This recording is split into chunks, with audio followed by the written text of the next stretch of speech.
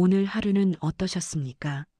아침부터 출근길 지하철에서 누군가 발을 밟고도 사과 한마디 없이 지나갔을 때, 직장에서 동료가 내 공을 가로채고 상사 앞에서 자기 것인 양 말했을 때, 퇴근 후 가족과의 저녁 식사에서 사소한 말 한마디에 가슴이 끓어오를 때, 우리는 하루에도 수십 번씩 분노라는 감정과 마주하게 됩니다. 그때마다 우리는 이를 악물고 참습니다. 착한 사람이 되어야 한다고, 성숙한 어른이 되어야 한다고, 불자로서 자비로워야 한다고 스스로를 다독입니다. 하지만 참으면 참을수록 가슴속 어딘가에는 뜨거운 무언가가 계속 쌓여만 갑니다. 밤에 잠자리에 누우면 낮에 있었던 일들이 자꾸만 떠오릅니다. 그때 이렇게 말할 걸, 그때 저렇게 행동할 걸 하는 후회와 분노가 되씹어집니다. 어떤 날은 베개를 때리기도 하고 어떤 날은 혼자 울기도 합니다. 그러다 문득 이런 생각이 듭니다. 나는 왜 이렇게 화를 많이 내는 걸까? 나는 왜 이렇게 마음이 약한 걸까? 다른 사람들은 다 잘 참는 것 같은데 나만 이런 건 아닐까? 오늘은 화를 참는 방법이 아니라 화와 함께하는 지혜에 대해 말씀드리고자 합니다. 부처님께서는 화를 무조건 참으라고 하지 않으셨습니다. 오히려 화의 본질을 꿰뚫어 보라고 가르치셨습니다. 오늘 이 시간 부처님의 가르침 속에서 화를 대하는 4가지 지혜를 함께 나누고자 합니다. 이것은 단순히 화를 억누르는 방법이 아닙니다. 화라는 불꽃을 지혜의 빛으로 바꾸는 방법입니다. 지금부터 함께 그 길을 걸어가 보겠습니다. 첫 번째로 말씀드리고 싶은 것은 화는 참는 것이 아니라 바라보는 것이라는 진리입니다. 보살님들, 우리는 평생 화를 참으라는 말을 들으며 살아왔습니다. 부모님께서도 선생님께서도 사회에서도 화를 내는 것은 나쁜 것이라고 가르쳤습니다. 그래서 우리는 화가 날 때마다 그것을 꾹꾹 눌러 담았습니다. 마치 뚜껑을 꽉 닫은 압력솥처럼 말입니다. 하지만 압력솥도 언젠가는 폭발하지 않습니까? 금강경에서 부처님께서는 이렇게 말씀하셨습니다. 물은 모든 상이 상 아님을 알면 곧 열애를 보리라. 이 말씀의 뜻은 우리가 보는 모든 현상이 실체가 아니라는 것입니다. 화 역시 마찬가지입니다. 화라는 것도 하나의 현상일 뿐 영원한 실체가 아닙니다. 그런데 우리는 화를 마치 실체인 것처럼 붙잡고 있습니다. 제가 아는 한 불자님 이야기를 해드리겠습니다. 그분은 60대 후반의 보살님이셨는데 평생을 착하게만 사셨습니다. 시어머니 모시고 자식 키우고 남편 뒷바라지하면서 한 번도 불평 없이 사셨습니다. 모두가 그분을 칭찬했습니다. 참 착하다, 참 인내심이 강하다고 말입니다. 그런데 어느 날 그분이 갑자기 쓰러지셨습니다. 병원에 가보니 극심한 스트레스로 인한 공황장애였습니다. 의사 선생님이 물었습니다. 그동안 힘든 일이 많으셨나요? 그러자 그 보살님께서 처음으로 울음을 터뜨리셨습니다. 평생 참기만 했는데 참으면 될 줄 알았는데 이렇게 몸이 먼저 무너지는구나 하고 말씀하셨습니다. 법우님들, 이것이 바로 화를 잘못 다루었을 때 생기는 일입니다. 화를 참는다는 것은 화를 없애는 것이 아닙니다. 화를 감추는 것입니다. 마치 쓰레기를 치우지 않고 이불로 덮어두는 것과 같습니다. 겉으로는 깨끗해 보이지만 그 밑에서는 악취가 나고 썩어가는 것입니다. 그렇다면 어떻게 해야 할까요? 부처님께서는 관하라고 하셨습니다. 바라보라는 것입니다. 화가 일어날 때 그것을 억누르지 말고 바라보라는 것입니다. 아, 지금 내 안에서 화라는 감정이 일어나고 있구나. 이렇게 알아차리는 것입니다. 이것을 윗바사나 수행에서는 사티라고 부릅니다. 알아차림입니다. 화가 일어나는 순간, 그것을 알아차리는 순간, 그 화는 이미 변화하기 시작합니다. 조주선사의 어록에 이런 말씀이 있습니다. 한 스님이 물었습니다. 화가 날 때는 어떻게 해야 합니까? 조주선사께서 답하셨습니다. 화가 나면 화가 난 줄 알아라. 이 얼마나 간명한 가르침입니까? 화가 나면 화가 난 줄 알라는 것입니다. 화를 없애려 하지 말고, 화를 참으려 하지 말고, 그냥 화가 난 줄 알라는 것입니다. 그러면 구체적으로 어떻게 실천할 수 있을까요? 지금 당장 할 수 있는 방법을 알려드리겠습니다. 화가 날 때 즉시 이렇게 말해 보십시오. 지금 나는 화가 나고 있다. 이 한 문장만으로도 충분합니다. 마음속으로 조용히 말하는 것입니다. 그리고 잠시 멈추십시오. 3초만 멈추십시오. 그 3초 동안 자신의 몸을 관찰해 보십시오. 가슴이 두근거립니까? 얼굴이 화끈거립니까? 주먹이 저절로 쥐어집니까? 목소리가 높아집니까? 이렇게 몸의 반응을 하나하나 알아차리는 것입니다. 이것이 바로 화를 바라보는 것입니다. 신기한 일이 일어납니다. 화를 바라보기 시작하면 화에 휘말리지 않게 됩니다. 마치 영화를 보듯이 자신의 화를 관찰하게 되는 것입니다. 주인공이 아니라 관객이 되는 것입니다. 그러면 화는 저절로 힘을 잃습니다. 보살님들, 화를 참지 마십시오. 화를 바라보십시오. 그것만으로도 화는 변화하기 시작합니다. 두 번째로 말씀드리고 싶은 것은 화의 뿌리를 들여다보라는 가르침입니다. 불자님들, 화라는 것은 갑자기 하늘에서 떨어지는 것이 아닙니다. 반드시 뿌리가 있습니다. 씨앗이 있습니다. 부처님께서는 연기법을 통해 이것을 명확히 가르쳐 주셨습니다. 이것이 있으므로 저것이 있고 이것이 생김으로 저것이 생긴다.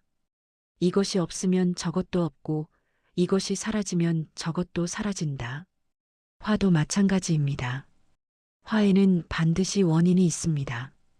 대념처경에 보면 부처님께서 화의 뿌리에 대해 자세히 설명하셨습니다. 분노는 기대에서 비롯된다고 하셨습니다. 내가 원하는 것을 얻지 못할 때, 내가 원하지 않는 것을 만났을 때 우리는 화를 냅니다. 생각해 보십시오. 우리가 화를 낼 때를 말입니다. 대부분의 경우 우리의 기대가 깨졌을 때가 아닙니까?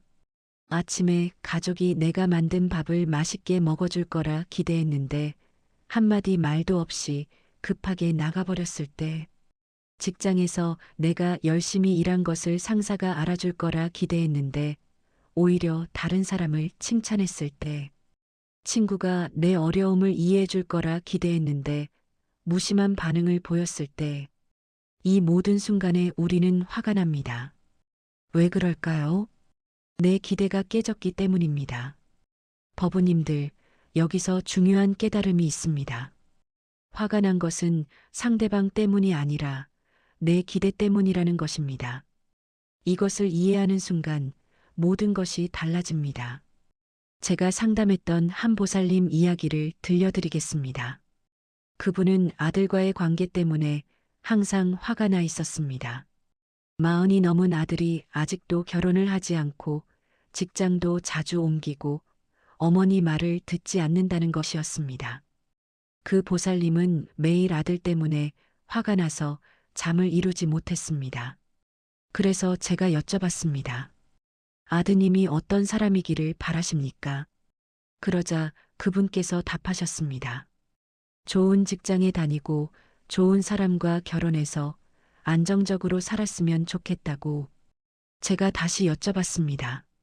그것은 보살님의 바람입니까? 아니면 아드님의 바람입니까? 그 순간 그 보살님께서 멈칫하셨습니다. 그리고 한참을 침묵하시더니 눈물을 흘리셨습니다. 그동안 자신은 아들을 위한다고 생각했는데 실은 자신의 기대를 아들에게 강요하고 있었다는 것을 깨달으신 것입니다. 보살님들, 이것이 바로 화의 뿌리입니다. 우리는 다른 사람들이 우리가 원하는 대로 살아주기를 기대합니다. 세상이 우리가 원하는 대로 돌아가기를 기대합니다. 그러나 부처님께서 가르쳐 주신 것처럼 모든 것은 무상합니다. 모든 것은 변합니다. 내 뜻대로 되는 것은 하나도 없습니다. 법구경에 이런 구절이 있습니다. 모든 것은 내 것이 아니다. 모든 것은 무상하다. 모든 것은 고통이다. 모든 것은 무아이다. 이것을 깨달으면 집착이 사라진다. 화라는 것도 결국 집착에서 비롯됩니다. 내 생각에 대한 집착, 내 기대에 대한 집착, 내가 옳다는 것에 대한 집착입니다. 그렇다면 어떻게 해야 할까요? 구체적인 실천 방법을 알려드리겠습니다. 화가 날 때마다 자신에게 이렇게 물어보십시오. 지금 나는 무엇을 기대하고 있는가? 상대방이 어떻게 하기를 바라는가? 세상이 어떻게 되기를 바라는가? 그리고 그 기대를 종이에 적어 보십시오. 적다 보면 놀라운 사실을 발견하게 됩니다. 그 기대들 중 상당수가 비현실적이거나 일방적이거나 이기적이라는 것을 알게 됩니다. 그 다음에는 이렇게 물어보십시오. 그 기대를 내려놓으면 어떻게 될까? 상대방을 있는 그대로 받아들이면 어떻게 될까? 세상을 있는 그대로 받아들이면 어떻게 될까? 처음에는 두려울 수 있습니다. 기대를 내려놓으면 모든 것이 엉망이 될 것 같은 느낌이 들 수 있습니다. 그러나 실제로는 정반대입니다. 기대를 내려놓는 순간 비로소 평화가 찾아옵니다. 상대방을 있는 그대로 볼 수 있게 됩니다. 세상을 있는 그대로 받아들일 수 있게 됩니다. 그리고 신기하게도 그렇게 기대를 내려놓고 나면 오히려 관계가 좋아집니다. 아까 말씀드린 그 보살님도 그랬습니다. 아들에 대한 기대를 내려놓고 나니 아들을 있는 그대로 볼 수 있게 되었습니다. 40이 넘었지만 아직도 자기 길을 찾고 있는 용기 있는 아들. 남들 눈치 보지 않고 자신의 방식대로 살아가려는 주체적인 아들. 그렇게 보니 더 이상 화가 나지 않았습니다. 오히려 응원하고 싶어졌습니다. 법우님들, 화의 뿌리를 들여다보십시오. 그 뿌리는 대부분 우리의 기대와 집착입니다. 그것을 발견하고 내려놓는 순간 화는 저절로 사라집니다. 세 번째로 말씀드리고 싶은 것은 화를 자비로 바꾸는 연금술에 대한 가르침입니다. 보살님들, 부처님께서는 화를 단순히 없애라고만 하지 않으셨습니다. 오히려 그 에너지를 자비로 바꾸라고 가르치셨습니다. 화라는 것도 하나의 에너지입니다. 그 에너지는 파괴적으로 쓰일 수도 있지만 창조적으로 쓰일 수도 있습니다. 화엄경에 보면 이런 구절이 있습니다. 번뇌가 곧 보리요, 생사가 곧 열반이다. 이 말씀의 뜻은 번뇌와 보리가 별개가 아니라는 것입니다. 화라는 번뇌도 마찬가지입니다. 화를 버리는 것이 아니라 변화시키는 것입니다. 부처님 당시에 이런 일화가 있었습니다. 앙굴리말라라는 사람이 있었습니다. 그는 1000명을 죽이고 그들의 손가락으로 목걸이를 만들겠다는 무서운 서원을 세운 살인마였습니다. 이미 999명을 죽였고 마지막 한 명만 남은 상태였습니다. 그때 부처님께서 그가 사는 숲으로 들어가셨습니다. 앙굴리말라는 부처님을 보고 달려들었습니다. 그러나 아무리 달려도 부처님께 닿을 수가 없었습니다. 결국 지쳐서 주저앉은 앙굴리말라에게 부처님께서 말씀하셨습니다. 나는 이미 멈추었다. 그대는 아직도 달리고 있구나. 앙굴리말라는 그 순간 깨달았습니다. 자신이 평생 화와 증오 속에서 달려왔다는 것을, 진정 멈춰야 할 사람은 자신이었다는 것을 깨달았습니다. 그는 부처님께 귀의하여 제자가 되었습니다. 그리고 나중에는 아라한이 되었습니다.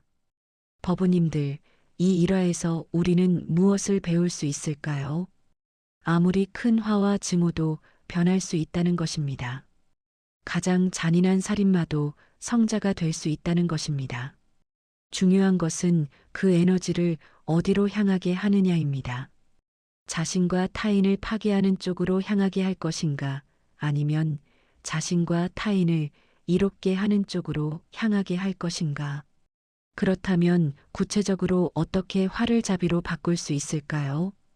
자비관 수행을 통해서입니다. 화가 날 때 그 순간에 자비심을 일으키는 것입니다. 처음에는 매우 어렵게 느껴질 것입니다. 화가 나는데 어떻게 자비심을 낼 수 있느냐고 물으실 수 있습니다. 그러나 이것이 바로 수행입니다. 쉬운 것은 수행이 아닙니다. 어려운 것을 해내는 것이 수행입니다. 구체적인 방법을 알려드리겠습니다. 누군가에게 화가 났을 때 잠시 눈을 감으십시오. 그리고 그 사람의 어린 시절을 상상해 보십시오. 그 사람도 한때는 순수한 아이였습니다. 부모의 사랑을 받으며 자랐거나 혹은 사랑받지 못해 상처받았을 수도 있습니다. 학교에서 친구들과 뛰어놀기도 하고 시험을 치르며 불안해하기도 했을 것입니다. 첫사랑의 설렘도 느껴보았을 것이고 시련의 아픔도 겪어보았을 것입니다. 그렇게 그 사람의 삶을 상상하다 보면 조금씩 마음이 부드러워집니다. 아, 이 사람도 나처럼 고통받는 중생이구나. 이 사람도 나처럼 행복을 원하는 존재구나. 이런 생각이 들기 시작합니다. 그 다음에는 이렇게 기도하십시오. 이 사람이 고통에서 벗어나기를, 이 사람이 평화롭기를, 이 사람이 행복하기를. 처음에는 말만 할 수도 있습니다. 진심이 담기지 않을 수도 있습니다. 그래도 괜찮습니다. 계속하십시오. 매일 반복하십시오. 신기하게도 이렇게 반복하다 보면 어느 순간 진심이 담기기 시작합니다. 정말로 그 사람이 평화롭기를 바라는 마음이 생깁니다.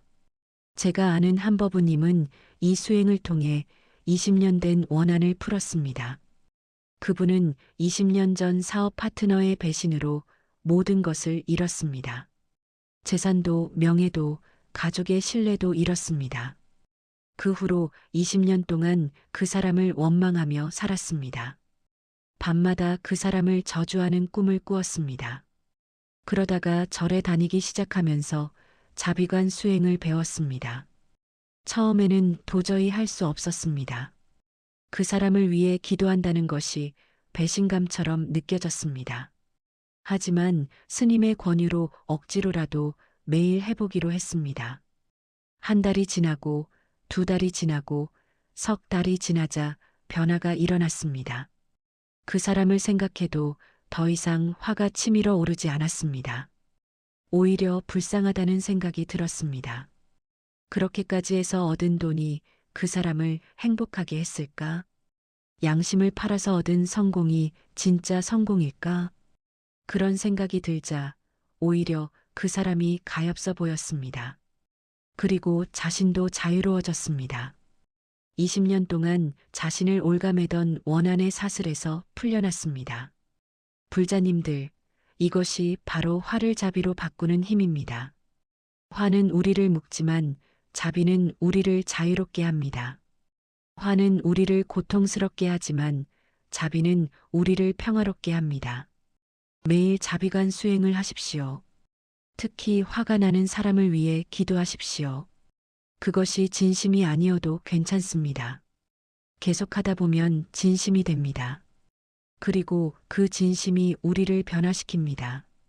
네 번째로 말씀드리고 싶은 것은 화를 깨달음의 문으로 삼으라는 가르침입니다. 법우님들, 화라는 것은 사실 우리에게 큰 선물입니다. 이상하게 들릴 수 있지만 사실입니다. 화는 우리 내면에 아직 치유되지 않은 상처를 가리키는 표지판입니다. 화는 우리가 아직 집착하고 있는 것을 알려주는 스승입니다. 성가에서는 이런 말이 있습니다. 번뇌가 곧 볼이다. 번뇌를 버리지 말고 번뇌 속에서 깨달음을 찾으라는 뜻입니다. 원효대사의 일화를 하나 말씀드리겠습니다. 원효대사께서는 젊은 시절 의상대사와 함께 당나라로 유학을 가려고 했습니다. 배를 타고 가다가 폭풍을 만나 어느 동굴에서 하룻밤을 묵게 되었습니다. 한밤중에 목이 말라 손으로 더듬어 물을 찾아 마셨는데 너무나 달고 시원했습니다. 다음 날 아침에 보니 그것은 물이 아니라 해골 바가지에 고인 썩은 물이었습니다. 순간 원효대사는 구역질이 났습니다. 그런데 바로 그 순간 깨달음을 얻으셨습니다. 어젯밤에는 그토록 달았던 물이 오늘 아침에는 구역질 나는 이유가 무엇인가? 물은 변하지 않았는데 내 마음이 변했기 때문이다. 일체유심조, 모든 것은 마음이 지어낸 것이다. 이렇게 깨달으신 것입니다. 보살님들, 화도 마찬가지입니다. 화가 나는 상황 자체가 문제가 아닙니다. 그 상황을 바라보는 내 마음이 문제입니다. 같은 상황에서도 어떤 사람은 화를 내고 어떤 사람은 웃고 넘어갑니다. 왜 그럴까요? 마음이 다르기 때문입니다. 대승기실론에 보면 이런 구절이 있습니다. 일체법은 마음에서 일어난다. 만약 마음을 떠나면 일체법이 없다. 화도 마음에서 일어난 것입니다. 내 마음이 만들어낸 것입니다. 그렇다면 내 마음을 바꾸면 화도 사라집니다. 여기서 중요한 질문을 하나 드리겠습니다. 화가 날 때 우리는 무엇을 지키려고 하는 것일까요? 생각해 보십시오. 누군가 나를 무시했을 때 화가 나는 이유는 무엇입니까? 내 자존심을 지키려는 것입니다. 누군가 내 의견을 무시했을 때 화가 나는 이유는 무엇입니까? 내가 옳다는 것을 증명하려는 것입니다. 누군가 내 소유를 침범했을 때 화가 나는 이유는 무엇입니까? 내 것을 지키려는 것입니다. 결국 모든 화의 뿌리에는 나라는 관념이 있습니다. 나를 지키려는 집착이 있습니다. 그런데 부처님께서는 무아를 가르치셨습니다. 고정된 나라는 것은 없다고 하셨습니다. 나라고 생각하는 것도 오온의 임시적인 조합일 뿐이라고 하셨습니다. 지켜야 할 나가 없다면 화낼 이유도 없는 것입니다. 이것이 바로 궁극적인 화의 소멸입니다. 그렇다면 구체적으로 어떻게 실천할 수 있을까요? 화가 날 때마다 이렇게 관찰해 보십시오. 지금 나는 무엇을 지키려고 하는가? 내 자존심인가? 내 의견인가? 내 소유인가? 내 이미지인가? 그리고 그것이 정말 지킬 가치가 있는 것인가 물어보십시오. 내가 죽을 때 그것을 가져갈 수 있는가? 그것이 정말 나인가 아니면 나라고 착각하는 것인가? 이렇게 깊이 들여다보십시오. 그러면 놀라운 일이 일어납니다. 지키려던 것이 사라집니다. 지킬 것이 없으니 화낼 이유도 없어집니다. 한거사님의 이야기를 들려드리겠습니다. 그분은 평생 학자로 사셨습니다. 자신의 학문적 견해에 대한 자부심이 대단했습니다. 그런데 어느 날 학회에서 후배 학자가 자신의 이론을 정면으로 반박했습니다. 그 순간 그분은 너무나 화가 났습니다. 밤새 잠을 이루지 못했습니다. 어떻게 반박할까, 어떻게 내 이론이 옳다는 것을 증명할까 고민했습니다. 그러다가 새벽에 문득 이런 생각이 들었습니다. 나는 지금 무엇을 지키려고 하는가?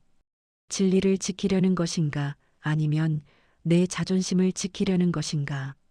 만약 내 이론이 틀렸다면 그것을 인정하는 것이 진리를 향한 길 아닌가? 왜 나는 내 이론과 나를 동일시하는가? 나는 이론이 아닌데 말이다. 그 순간 모든 화가 사라졌습니다. 오히려 후배 학자가 고맙게 느껴졌습니다. 자신의 오류를 지적해 준 것이 감사했습니다. 다음 날 그분은 학회에서 공개적으로 자신의 이론을 수정했습니다. 그리고 후배 학자에게 감사를 표했습니다. 그날 이후 그분은 더 이상 학문적 논쟁에서 화를 내지 않게 되었습니다. 불자님들, 이것이 바로 화를 깨달음의 문으로 삼는 것입니다. 화가 날 때마다 자신에게 물으십시오. 나는 지금 무엇을 지키려고 하는가? 그것이 정말 나인가? 이렇게 물으면서 나라는 관념을 조금씩 풀어가십시오. 그러면 화는 더 이상 적이 아니라 스승이 됩니다. 우리를 무아의 경지로 이끄는 안내자가 됩니다. 매일 아침 일어나서 이렇게 발언하십시오. 오늘 하루 화가 나는 일이 생긴다면 그것을 깨달음의 기회로 삼겠습니다. 화를 통해 나를 집착을 발견하고 그 집착을 놓아버리겠습니다. 이렇게 발언하고 하루를 시작하십시오. 그리고 실제로 화가 나는 일이 생기면 그것을 관찰의 기회로 삼으십시오. 아, 지금 나는 무엇에 집착하고 있구나. 아, 지금 나는 무엇을 지키려고 하는구나. 이렇게 알아차리십시오. 처음에는 화가 지나간 후에야 깨달을 수 있을 것입니다. 그래도 괜찮습니다. 계속하다 보면 화가 일어나는 중에도 알아차릴 수 있게 됩니다. 더 나아가면 화가 일어나기 전에 미리 알아차릴 수 있게 됩니다.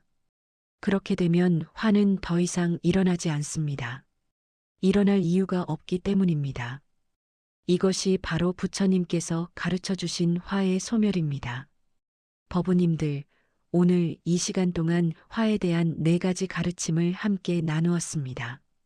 첫째, 화는 참는 것이 아니라 바라보는 것입니다. 화가 일어날 때 그것을 알아차리고 관찰하는 것입니다. 둘째, 화의 뿌리를 들여다보는 것입니다. 대부분의 화는 우리의 기대와 집착에서 비롯됩니다. 셋째, 화를 자비로 바꾸는 것입니다. 파괴적인 에너지를 창조적인 에너지로 변화시키는 것입니다. 넷째, 화를 깨달음의 문으로 삼는 것입니다. 화를 통해 나라는 집착을 발견하고 놓아버리는 것입니다. 보살님들, 이 가르침들을 머리로만 이해하지 마십시오.